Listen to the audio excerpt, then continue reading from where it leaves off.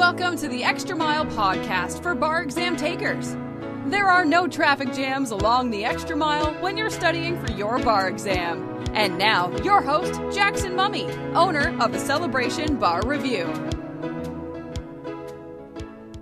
Well, hey, everybody. Welcome to episode 254 of the Extra Mile podcast for bar exam takers. This is your host, Jackson Mummy. And if you're watching on video, I'm not actually in the cathedral in New York City. This is just where I was last week for the graduation of my son and daughter-in-law from Columbia University, following the week prior to that being in Hinkle Fieldhouse on the campus of Butler University for the graduation of our grandson from Butler. So I feel like I have been graduated out, and if I hear that graduation song one more time, I'm probably going to lose it. Anyway, I'm glad you're here with us today. We are so glad that you've graduated and that you're ready to move on in your bar exam studies. Now, as this episode is being released, this is another big week for us at Celebration Bar Review because we're about to begin, I think it's our 5th live, what we call photo reading boot camp. This is a 2.5-day session that we do here in Celebration, Florida. We bring students in from all over the country, in fact, all over the world. I think we've got someone coming in from Israel for this particular session. And we are going to be delivering live instruction on essay writing and using the tool of photo reading and mind mapping and paraliminals all together to help with your essay writing, your multiple choice test taking, your performance test writing, and much, much more. So I'm really excited about that. We've done these before. We've had great success. In fact, our guest on the podcast today is a former boot camper who passed the bar exam in the District of Columbia this week.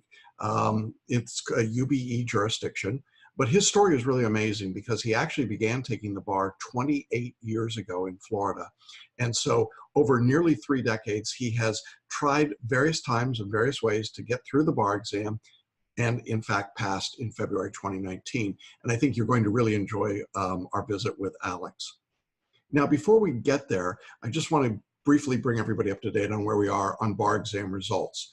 California, Georgia, most of the big uniform bar exam jurisdictions like DC, New York, New Jersey have all released their results. So we're pretty much down to the last couple of small states remaining to give results out before the end of May.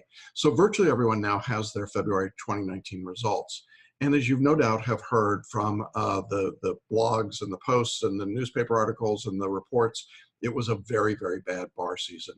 This was not a surprise to us. We predicted that going in. We thought it would be difficult. We thought the scores would be down generally. They certainly were.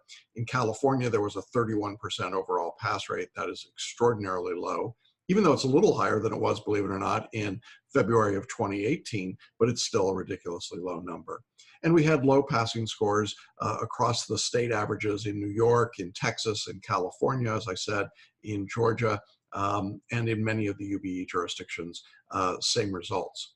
Now, we've been very fortunate at Celebration Bar Review to move against those trends. We've had great success, particularly with bar repeaters, people who wanted to make their next bar exam, the last bar exam. And so we've been trying to bring you interviews of some of those folks from around the country as they share their stories. And if you haven't checked those out, be sure to do that. You can also find those testimonial videos, those interviews, on our website at celebrationbarreview.com. Just click on the button for case studies, and you'll see, I think we're up to something like almost 80 of those interviews that we've done over the last couple of years. So a lot of great stories and a lot of great inspiration, and today will be one of those for sure. Before we jump into the interview today with Alex, though, I just want to let you know that you can either watch this video podcast by going to celebrationbarreview.com/254. That's the episode number. Or you can listen to the podcast on Apple iTunes Radio, on iHeartRadio or Spotify, or just about any place that podcasts are syndicated, and whatever you would like to do. You might enjoy watching today's video, though, because Alex is kind of fun to watch. In any event, I also want to let you know that, as always, today's episode is being brought to you by our special free training program. It's called Do Something Different. Make the next bar exam your last bar exam. This is a look at the 4 steps that successful bar takers follow in order to pass their bar. We're going to show you what they do. We're going to hear from a number of those successful students in their own words. We're going to show you the process that you really want to follow to be successful, to make the next bar exam your last bar exam. Now, this training is completely free. It'll be given on Thursday night at 7 p.m. In order to sign up, you do need to click on the button here on the show notes page, either for the video or the audio, or you can go directly to celebrationbarreview.com/webinar and sign up there. And then we'll see you Thursday night at 7 p.m. For this training. And I don't think you're going to want to miss it. It's literally life-changing. We've had thousands and thousands of people go through it over the years, and I hope that you'll check it out. I think it can be the key to unlocking the door for you if you've been struggling on the bar exam. One final note before we jump into today's interview. We're now at the stage where we're roughly 65 days or so until the next bar exam in July 2019. And this is the time when I hear from people from around the country asking, is there still time to study and prepare for that exam? And the answer for us is yes. At this stage, we think you need to put in about 30, maybe 35 hours a week of study in order to be ready. Now, that's considerably less than the traditional bar review courses that would tell you that you need about 50 to 60 hours at this point. Our course requires about 250 to 300 hours of study time. And so if you begin now and you've got that 30 to 35 hours a week, you should be able to be prepared for the exam. But you can also begin now and start studying for the February 2020 exam. There's no downside to doing that at all. And in fact, we're already about halfway registered for our February 2020 courses. So I encourage you to check all that out. And you can do that at the top of this page. You'll see a link where you can get more information about the course or order your course and get started right away. So I encourage you to do that. All right, well, I think I've kept you waiting long enough. Let me just say that Alex Medina had been a student of ours going all the way back to 1991. He had not taken the bar exam every time or every year even in these last 28 years, but he'd taken the bar exam a number of times. And as you'll hear, he had come close on several occasions to passing the Florida bar, missing by just a point or two on more than one occasion. It was incredibly frustrating for Alex, but he never gave up. He never quit. He just would take a sabbatical occasionally and then come back to it. Well, last year, he and I talked, and I suggested that he change from the Florida exam to the uniform bar exam being given in the District of Columbia. And after some thought, Alex decided to go ahead and try that. So he went and took a new exam, the UBE, in February of 2019, and he passed. And as a result of passing the UBE on his first try, he's now able to be licensed in probably something like 20 or 24 states around the country, including New York and New Jersey and Illinois and just a whole bunch. So it's really an extraordinary story. Now, you'll see that Alex has quite a sense of humor. He doesn't take all of this all too seriously, although he works very, very hard. And don't let his sense of humor take you off of the main story here, which is how hard he worked and how difficult this process was. But Alex took advantage of the tools that we offer, our writing style, the photo reading, the paraliminals, holosync audio meditation. He attended our boot camp. And I think it's a great opportunity for you to see how those pieces come together to help him be successful. And it was really a great opportunity to talk with a dear friend. So I hope you'll enjoy this interview as much as I enjoyed talking with him. And here's our discussion with the successful UBE bar taker, Alex Medina. Well, hey, everybody. Welcome back to Hanging Out with Successful Bar Exam Takers. And this is a call that I have waited a very long time to do and an interview that I am so excited about. I want to introduce you to Alex Medina, who has just passed the UBE exam in the District of Columbia. Hey, Alex, how are you? Good afternoon there, Jackson. How's everything? Well, it's great. You and I have quite a history over many, many years, and I want to explore some of that today. But I know that for our audience, we're kind of bringing them in the middle of a very long story, and we're probably going to have to back up a little bit. But I don't want to bury the lead. When did you take your first bar exam? Do you remember how long ago it was? Oh, I remember there, young man. It was a long, long time ago, back in 1991. 1991. And so from 91 until 2019, with some stops and starts along the way to get to this point. And it must be an incredible feeling for you. Oh, it's definitely one of the best feelings in the world. on so many levels, on so many levels. Yeah. I, let's go ahead and sort of let our audience, I mean, why don't you go ahead and tell a little bit about your background and a little bit about your journey and how it began, and then we'll sort of bring it up into the current day, okay? Oh, hold on. We're going to go that far back? Hold on. Yeah, let's go further back. I really have to use my old voice down here going, yeah, there, Johnny. And nobody better be laughing at all my accents there. You know, this is something that, no, back in, I've had a tumultuous ride, you know, through college and then law school. Graduated, you know, 91 and went and sat for the bar exam. You know, thinking, oh, I can do this all on my own. You know, it's just reading the things and everything's perfect, which was not the case. Yeah. And then, you know, I took the exam a few times down there in Florida. And that's when I first met you, back when you were in Hollywood still. Yeah. But I was foolish back then. I was a young pup, and I did not know that I should take this course with Jackson. You know, I ignored that part of it, and, you know, didn't listen to you, although we did become friends back then. But I thought always, oh, I can do this always on my own. And then that's when the kick dog syndrome came into effect, which I know you'll be able to elaborate more. Well, no, let's talk about that. The kick dog syndrome is a big deal. It's a real thing. Why don't you go ahead and explain it? Because I know that you really felt that. Oh, well, the thing is that even though I was prepared, I was always doing the things. And when I did, you know, started taking them with celebration and we started doing everything, my essays were good. They were passable. I always came within 1 or 2 points. You know, I hate to say that I was the missed by 1 point. If only I'd answered one more question right, that I would have passed. And it's a psychological thing, because even though you're feeling good, you're feeling positive and everything, you still go into the exam and you self-sabotage yourself without even realizing it. Yeah, and that had to be pretty hard. And I know that there were, again, for our audience, Alex is not exaggerating when he says he missed by 1 or 2 points a bunch of times. It was unbelievably frustrating for him, and certainly for me, to watch this happen. But it became really a huge mental barrier for you, wasn't it?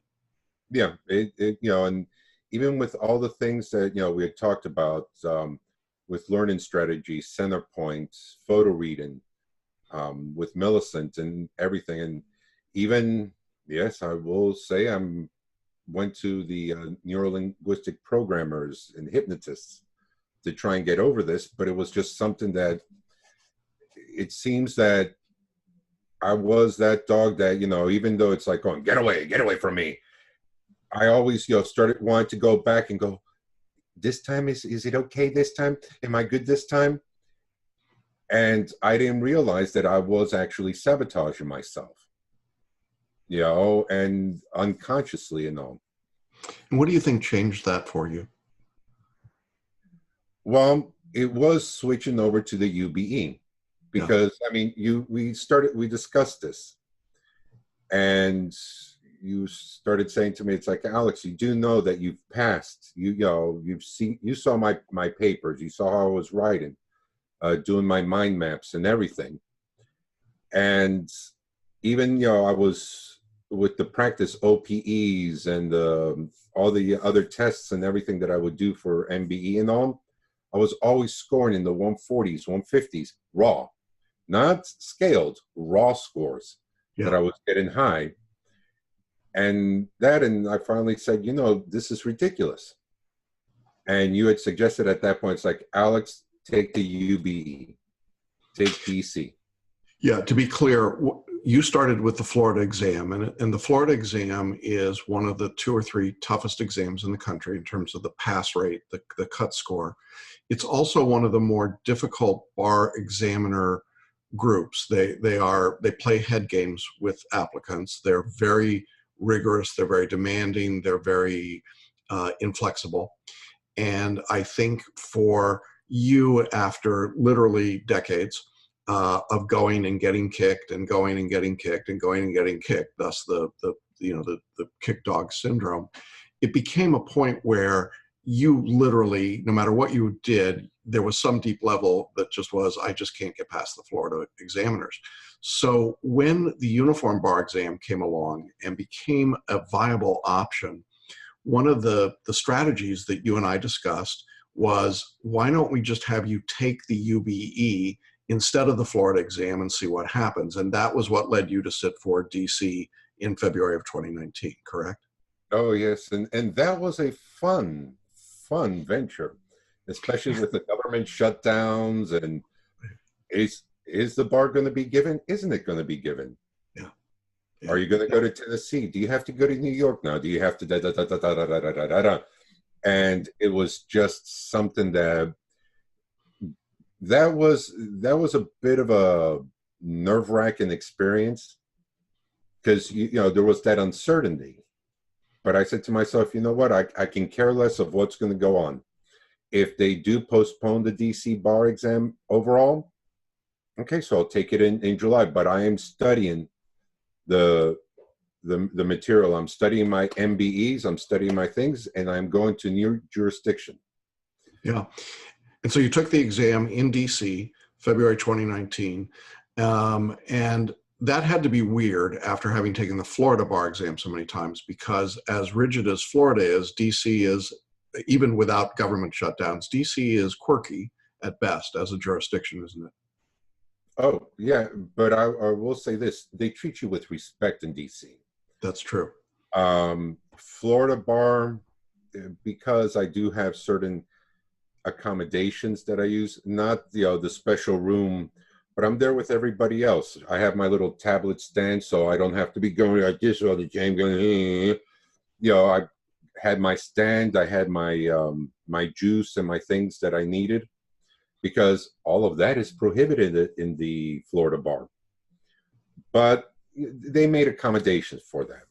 Mm-hmm. But going through the metal detectors, those huge lines, everything, it's like you feel degraded. And I think that was part of it also. It's sort of like if you take it, you pass it, you're a lawyer and all that, but it kind of degrades you as a person.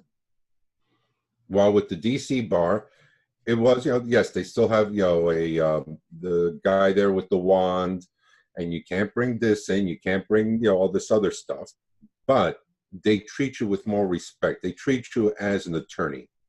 Like you would just be going into the courthouse, not like you're going into, the federal prison. All right. And it does make a difference. It's obviously a much smaller exam, and a better environment generally. And you passed the UBE on the first try. Oh, yes. First try on the UBE. Took it, passed it. It wasn't even, you just missed it by a point again. Oh, no. Actually, I'm a point over. Although they which means that you're eligible for licensure in about 25 states, including New York and New Jersey, a bunch of places. Oh yeah, it's got to feel pretty amazing, doesn't it? Oh yeah, no, it's fantastic. Even myself, if I want the warmth of Florida, actually, I can now go to the Virgin Islands with my 266. And I can practice down there, man. It's great. That's a pretty good deal. My Jamaican, my Caribbean accent is horrible, so that is terrible. Use that. Okay, all right. Well, we're going to circle back around here a minute and talk about what you did to study and how that happened. But I think it's important to point out to people that one of the most endearing things about your story is that you refused to give up. I think most everyone would have long ago walked away and said, it's just not going to ever happen for me. And that was not, there were times that you walked away for a while, but then you kept coming back and trying again and trying again. Can you talk a little bit about what your mindset was, why you decided it was important enough to keep trying this? Oh, because I'm so hard-headed to begin with. Why did I go to law school? Why did I do? To me, and you were talking about those, gaps in there. Because, I had my own business. I had, a lot of other things going on. And it's not I need this to work. I need this to, to survive. But I had the attitude of, well, I need to take, I went to law school so I can learn for my business, so I can learn for, myself and all. And at the same time, I always had the attitude of, okay, well, if I don't pass it, I can take it again. If I miss it again, okay, there's another time. And that's how come, after the 5th time, then I said, okay, I'm taking a break now. I'm going to concentrate on this, with the business. Then, went back. I said, okay, I'm going to concentrate on this. And then, of course, family problems and divorce and this and the other and yada, yada, yada, yada, yada. We came, then back again, came back in, started taking it again. But that is the one thing I will say. I always had the attitude of, well, it's like, it's a game. It's a thing. I'm just there and I'm taking it. That's the one thing now with the DC bar, doing the photo reading, doing all that stuff. I did it with the mentality of, oh no, I'm in this to win. I'm in this, and not take that lackadaisical, laid back approach. But I'm in this to win. I'm in this to, to do this. I can do it, as you yourself have said, Alex, the stuff, the material. You just need to, get past this hump, which is what happened. Yeah, it's really extraordinary. I tried to think when I got I'll talk about in a minute when I got the news from you that you had passed. But as I was thinking about students that I have known over a long period of time, the truth is, obviously we had students back in the early 90s. We started in South Florida, in Hollywood, Florida, actually, as you said. But I didn't have a student that stayed with me on and off for that period of time. And so over the years, I have watched all of these different things happen in your life, your business, your growth, the challenges in your family, the development, the moves to different places that you went through, and watching you as a friend and a colleague and a mentor, but really mostly as a friend, just going through that entire process. You have always had a level of just calmness and persistence that I find incredibly remarkable, but inspirational. I mean, you just, teachers have their favorites over the years. You're clearly one of my favorite students, over the years, not because of the successes, but because of who you are. And so watching this journey for you has been really an extraordinary experience for me, just to see that you weren't going to give up. I mean, there were times that I was ready to give up, and you were like, nope, I'm not giving up. I'm going to keep at it. I think I can get there. I know I can get there. I just need to work at it. And so what most people don't know is that your journey was a large piece of my decision to try and move our course to add tools like photo reading and paraliminals and meditation. And I'm not sure you even know that, but the reason that I started looking for those tools was that I had your circumstance and a few others like you, and I really felt like you were smart enough, talented enough, certainly hardworking enough, but there was just some barrier there that was keeping you away. And we needed to find some tools to help. And so I went out and started looking and researching. And the first big tool I came across was photo reading. And we introduced you to that pretty early on in the process. Do you want to talk to our audience just a little bit about what photo reading is and what difference it's made for you? Well, photo reading is an amazing program. Paul Sheely and all of them, I love them. Millicent. Yeah. God bless her. Yeah, she's a wonderful woman. Photo reading is a new way of absorbing material. You are not reading. People think, oh, I'm reading this. It's going to be like doing the read it, at your 100 or 200 words per minute. It's not that. You're actually, think of your brain as a huge computer where you're dumping this information in. Now, and it is, as they quite literally say, flipping the books. relax, relax. 1, 2. Oh, I'm sorry, I did that backwards. 4, 3, 2, 1. The tangerine and the click and all that. It seems silly, and it seems to a lot of people that it doesn't work. But if you do it correctly, if you don't consciously think about it, if you just let it come in, you're depositing all of that into your data bank. That's in your inner mind. Your outer mind is just there for, like, talking now with you, and thinking of the things. But that inner mind really is what takes all of this into consideration, and it's learning how to then be able to share it from the inner mind to just trust intuition and flow it out. Because mind maps were a big part of that for you, weren't they? Oh, mind maps are a huge thing. Yeah. They are a godsend. I wish I'd known about this when I was back in high school and everything. Yeah. Way, way back when. But it's one of those things that you don't think, oh, mind maps, that's ridiculous. It actually helps you organize, because you have your central theme.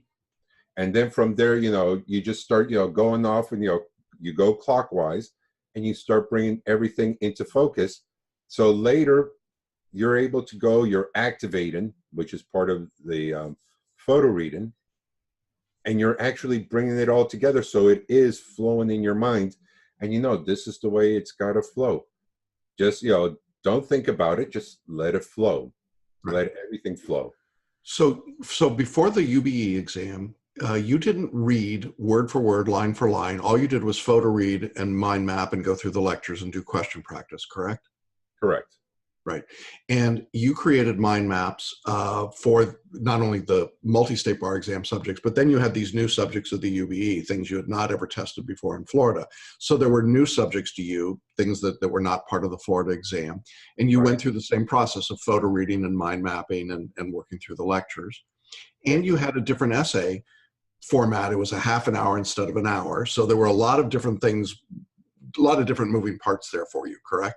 Right. And also, like with the MPT being an hour and a half.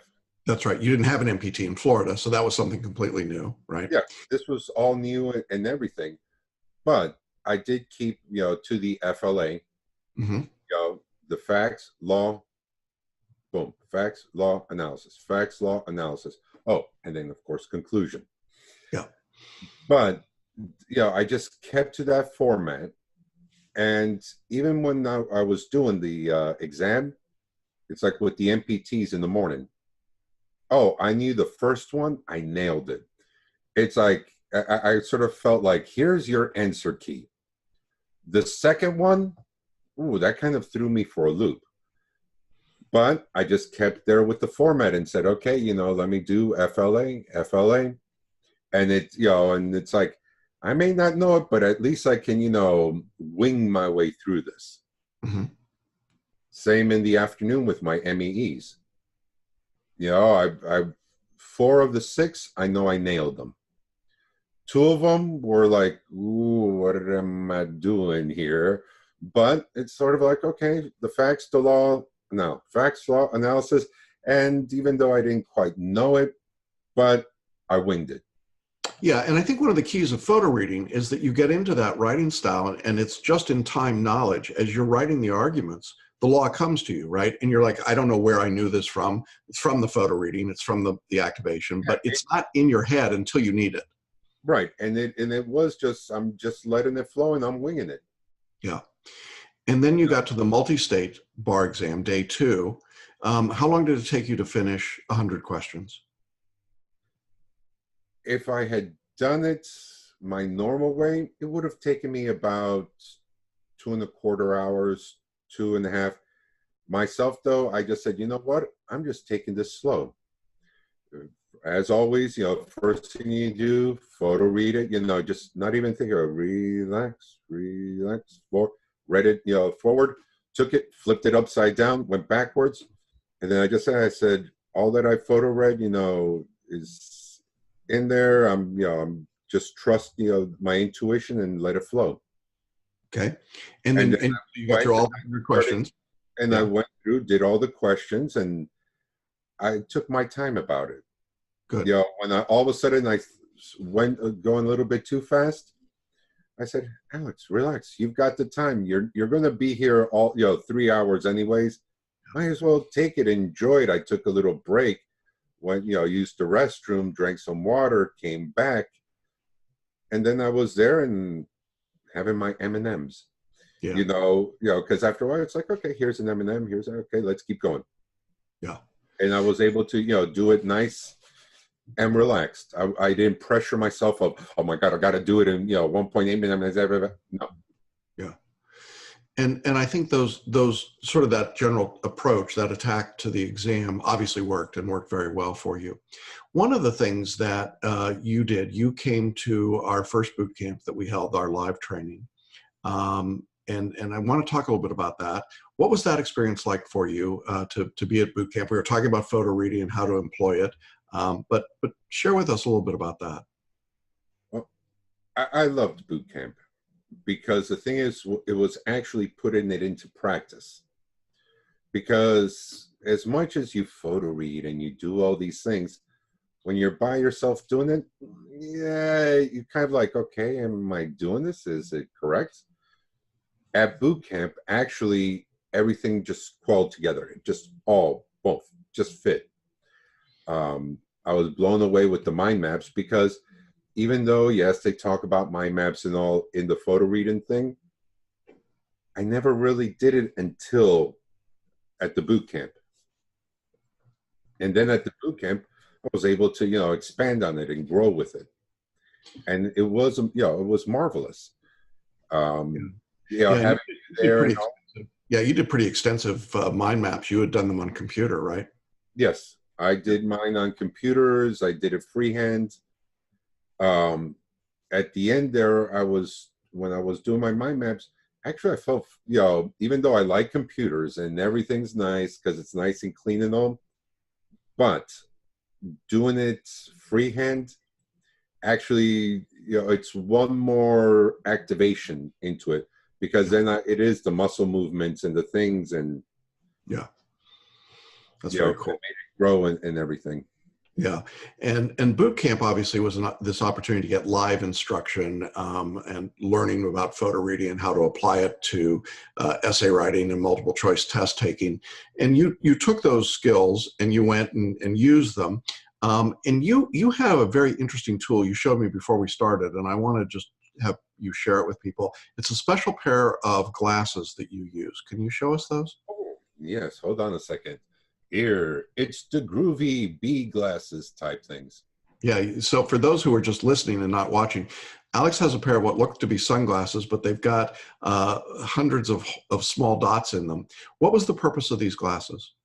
Well, when you go to the optometrist and they're doing the tests and all, and they said, okay, cover left eye, cover right eye, but then they'll come back and say, oh, hold on, now let's put it the one with the pinholes in them, and your eyesight actually is a little bit sharper. Now myself, using glasses and all, I was like, oh, this is interesting. And I saw these glasses on Amazon. I said, you know what, I'm going to buy them. I'm going to use them for photo reading. And they actually were great because I put them on, and as I was photo reading, I was even less conscious about the books and everything. I kept saying, okay, as long as I see the four corners and I'm flipping there and I'm just focusing on the middle, and then everything is just as I'm flipping, it's all there. And my vision was just sharper and it just like snapped in there more. It was just an extra little tool that I used. Yeah, they're sunglasses with pinholes is the best way I can describe them. And it's a really interesting approach because what it does is it creates a softer focus. And so as you were reading, you were able to then relax, be more in the moment and be able to do it. I think people often ask me, will photo reading make a difference? I think you're a very good example of where photo reading makes a huge difference. For the efforts that you had, we saw your scores plateau at one point, and then we added photo readings, I say, because I thought we needed to bring in some extra tools. And that's when you started getting really close and not quite over the top. And I know that was frustrating, but then we added paraliminal recordings and we added holosync meditation. We started working on some of those things. And then I recall a conversation you and I had after one results in which we saw this really weird scoring pattern for you on the multi-state. You remember that, of course, where you had some categories where you were scoring in the top 10 and 15% of the nation on a subject, but then in the bottom 3 or 4% on another subject on the same test. You remember that? Yeah. And then the next test, it was flipped over. Right. And that was one of the most perplexing things. And then that's the kick dog. Yeah. And I actually went to Paul Sheely at that point with your scores. And I said, Paul, I can't figure out what's going on here. This is somebody that's smart and working hard. Why are we getting this weird anomaly result? And he looked at it for a while. We talked about it. Millicent got involved. We talked a little bit more. And we're talking about Millicent Sinclair at Learning Strategies, who's one of our co-teachers. And we looked at it, and the general consensus was that what was happening was that on some of these subjects, Alex was literally relaxed and comfortable and letting the intuitive approach. He was responding to the questions. And when you did that, you were fine. You were scoring very well. But then you'd get to a subject or a question and you'd tense up, you'd tighten on the question, you'd start to be nervous, almost like you were, out over your skis, or Wile E. Coyote who's just run off the side of the cliff. And you'd look down and become aware suddenly that oh my God, I don't know this in my conscious brain, my outer brain. And then you'd freeze up, and you would it would be as though you'd never studied, because we hadn't put any information in your conscious mind. It was all in your non-conscious. And so those low scores were the scores of somebody who hadn't studied for the bar and just walked in to take it. And it was this weird anomaly, and we had to, and this is what helped us understand that what was really going on was getting you clear enough and confident enough to just trust yourself across all 7 subjects instead of a subject or 2 subjects per test. Is that a fair statement of the process? Yes. Yeah. And go ahead. Well, as I was saying, it is one of those things that, like the Wile E. Coyote, it's like, oops, oh, hold on. And all of a sudden, instead of just letting the intuition and everything just flow, I let the consciousness come in. And it's like, no, I can't be conscious about this. I have to be unconscious to be able to let everything just flow. Yeah. And that sounds so odd to people, and it sounds so terrifying. But in point of fact, that was the key. That was the breakthrough.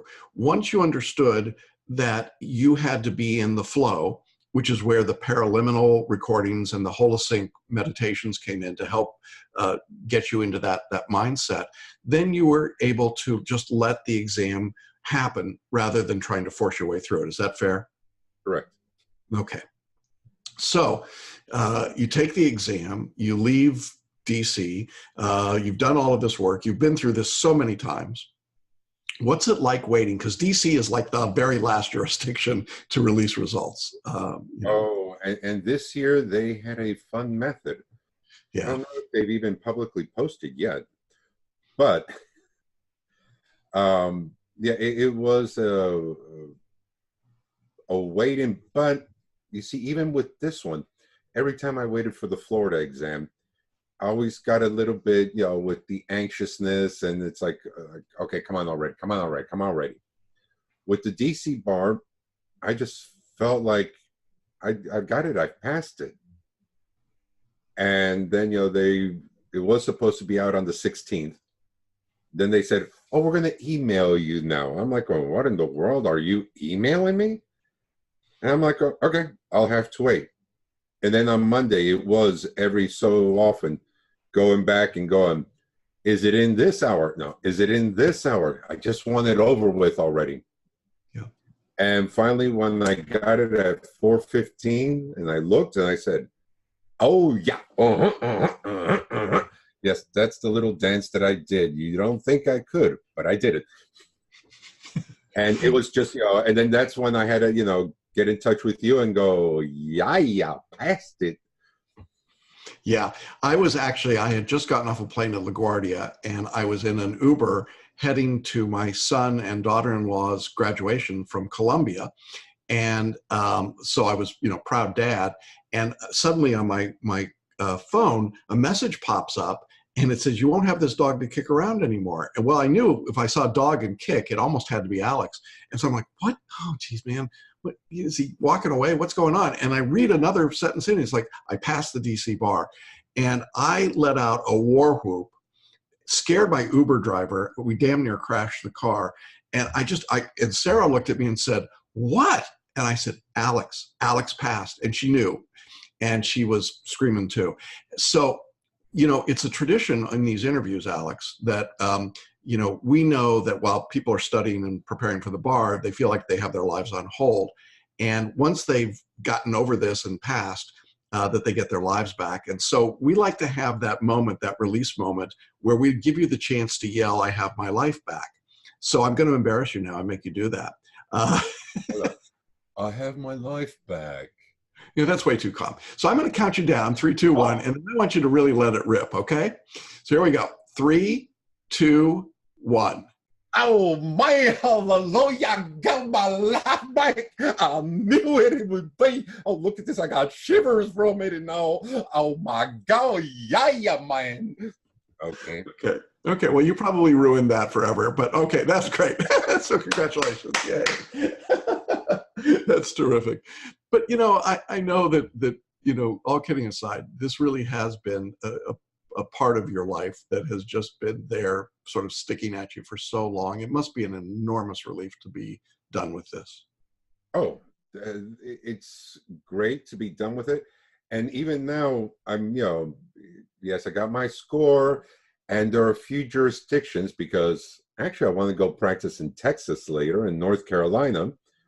But I'm to the point right now where I'm like, hey, I've got this. I know this.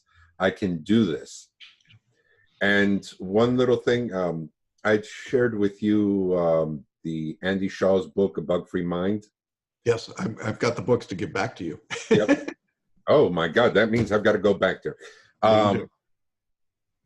One thing that he says in there, which, I think a lot of people don't take, is just to think, when depression is the past, anxiety is the future, you have to live now in the present. Yeah. And the paraliminals, the hollow sinks from Centerpoint, the photo reading, all of that makes you realize you're in the present. Don't worry about the future. Don't get anxious, because you can't do anything about the future. All you can do is now, and live in the present now. And that's why all of that, all just comes together.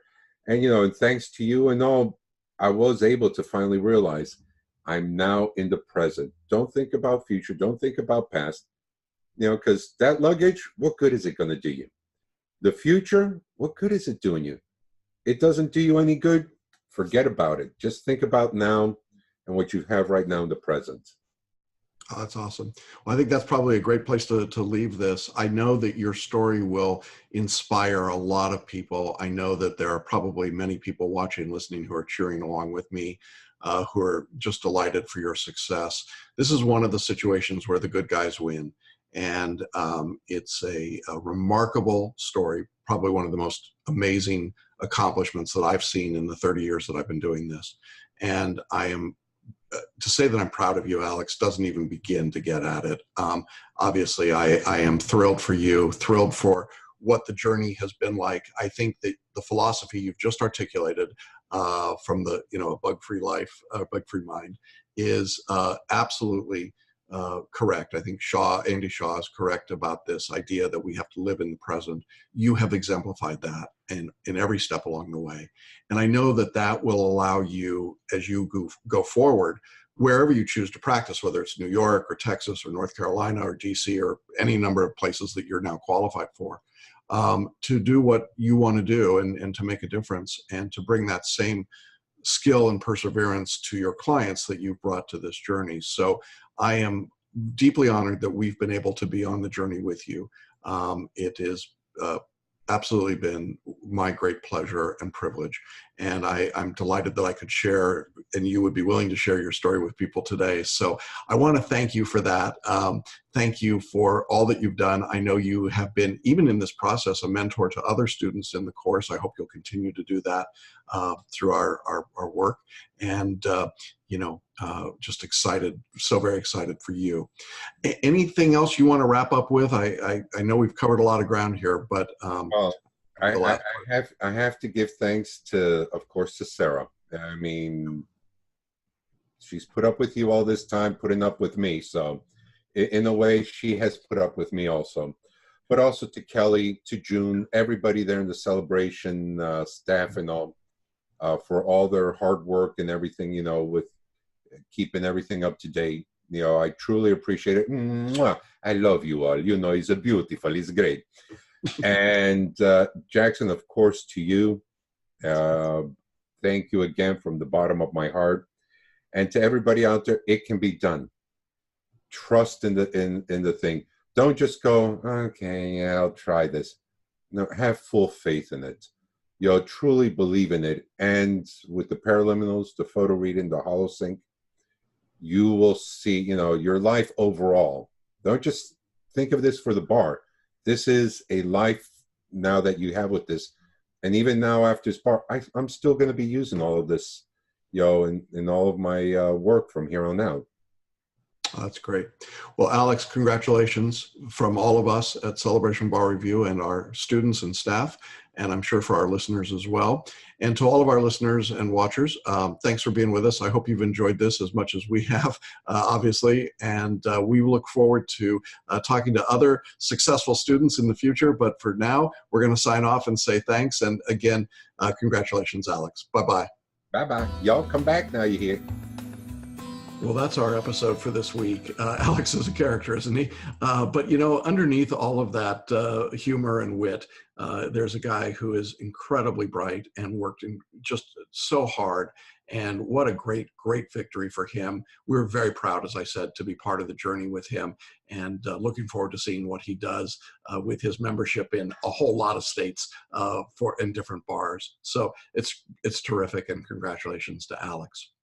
Now, I want to remind you that if you would like to join us this Thursday night, 7 p.m., we've got free training. It's called Do Something Different, Make the Next Bar Exam Your Last Bar Exam. We'll be showing you the 4 steps that successful bar takers follow in order to pass their bar exams. You do need to register in advance. There's a button here on the podcast webpage that you can use, or you can go to celebrationbarreview.com/webinar. Well, we're going to be heading into our boot camp for the weekend. In next week's episode, I'll share some of those insights and experiences from our boot campers with you. We've also got some other great interviews coming up with other successful bar takers from around the country. And we'll begin to really turn our attention now specifically to the July 2019 exams. So regardless of where you are in the process, wish you well. Hope that you are ready to gear up and get going after your bar exam in July 2019 or sometime in 2020. And we will see you along the extra mile next week. Bye-bye, everybody. Thanks for listening to the Extra Mile podcast for bar exam takers at www.celebrationbarreview.com.